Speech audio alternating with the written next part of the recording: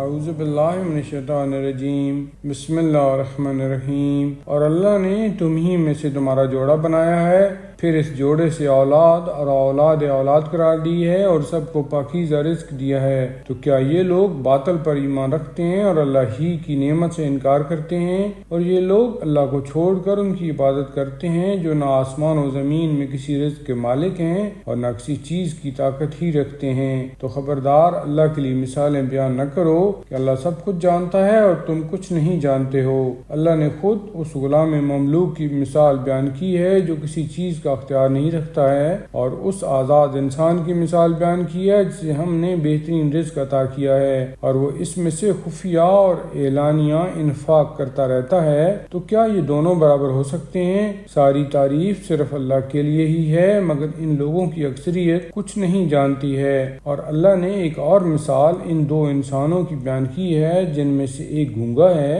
اور اس کے بس میں کچھ نہیں ہے، بلکہ وہ خود اپنے مولا کے سر پر ایک بوجھ ہے کہ جس طرف بھی بھیج دے کوئی خیر لے کر نہ آئے گا۔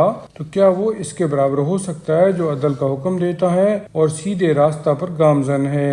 آسمان و زمین کا سارا غیب اللہ ہی کے لیے ہے، اور قیامت کا حکم تو صرف ایک پلک جھپکنے کے برابر یا اس سے بھی قریب تر ہے، اور یقیناً اللہ ہر شے پر قدرت رکھنے والا ہے۔ اور اللہ ہی نے تمہیں شکم مادر سے اس طرح نکالا ہے کہ تم کچھ نہیں جانتے تھے، اور اسی نے تمہارے لیے کان، آنکھ اور دل قرار دیے ہیں کہ شاید تم شکر گزار بن جاؤ۔ کیا ان لوگوں نے پرندوں کی طرف نہیں دیکھا کہ وہ کس طرح فضائے آسمان میں مسخر ہیں کہ اللہ کے علاوہ انہیں کوئی روکنے والا اور سنبھالنے والا نہیں ہے؟ بے شک اس میں بھی اس قوم کے لیے بہت سی نشانیاں ہیں جو ایمان رکھنے والی قوم ہے۔ اور اللہ ہی نے تمہارے لیے تمہارے گھروں کو وجہ سکون بنایا ہے اور تمہارے لیے جانوروں کی کھالوں سے ایسے گھر بنا دیے ہیں جن کو تم روز سفر بھی ہلکا سمجھتے ہو اور روز اقامت بھی ہلکا محسوس کرتے ہو، اور پھر ان کے اون، روئیں اور بالوں سے مختلف سامان زندگی اور ایک مدت کے لیے کارآمد چیزیں بنا دیں۔ اور اللہ ہی نے تمہارے لیے مخلوقات کا سایہ قرار دیا ہے اور پہاڑوں میں چھپنے کی جگہ بنائی ہیں، اور ایسے پیراہن بنائے ہیں جو گرمی سے بچا سکیں، اور پھر ایسے پیراہن بنائے ہیں جو ہتھیاروں کی زد سے بچا سکیں۔ وہ اسی طرح اپنی نعمتوں کو تمہارے اوپر تمام کر دیتا ہے کہ شاید تم اطاعت گزار بن جاؤ۔ پھر اس کے بعد بھی اگر یہ ظالم منہ پھیر لیں تو آپ کا کام صرف واضح پیغام کا پہنچا دینا ہے، اور بس۔ یہ لوگ اللہ کی نعمت کو پہچانتے ہیں اور پھر انکار کرتے ہیں، اور ان کی اکثریت کافر ہے۔ اور قیامت کے دن ہم ہر امت میں سے ایک گواہ لائیں گے، اور اس کے بعد کافروں کو کسی طرح کی اجازت نہ دی جائے گی اور نہ ان کا عذر ہی سنا جائے گا۔ اور جب ظالمین عذاب کو دیکھ لیں گے تو پھر اس میں کوئی تخفیف نہ ہوگی اور نہ انہیں کسی قسم کی مہلت دی جائے گی۔ اور جب مشرکین اپنے شرکاء کو دیکھیں گے تو کہیں گے پروردگار، یہی ہمارے شرکاء تھے جنہیں ہم تجھے چھوڑ کر پکارا کرتے تھے۔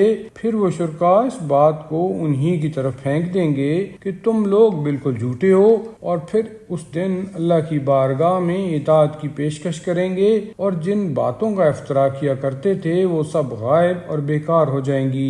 جن لوگوں نے کفر اختیار کیا اور رائے خدا میں رکاوٹ پیدا کی، ہم نے ان کے عذاب میں مزید اضافہ کر دیا کہ یہ لوگ فساد برپا کیا کرتے تھے۔ اور قیامت کے دن ہم ہر گروہ کے خلاف انہی میں کا ایک گواہ اٹھائیں گے، اور پیغمبر آپ کو ان سب کا گواہ بنا کر لے آئیں گے۔ اور ہم نے آپ پر کتاب نازل کی ہے جس میں ہر شے کی وضاحت موجود ہے، اور یہ کتاب اطاعت گزاروں کے لیے ہدایت، رحمت اور بشارت ہے۔ بے شک اللہ عدل، احسان اور قرابت داروں کے حقوق کی ادائیگی کا حکم دیتا ہے، اور بدکاری، ناشائستہ حرکات اور ظلم سے منع کرتا ہے کہ شاید تم اسی طرح نصیحت حاصل کر لو۔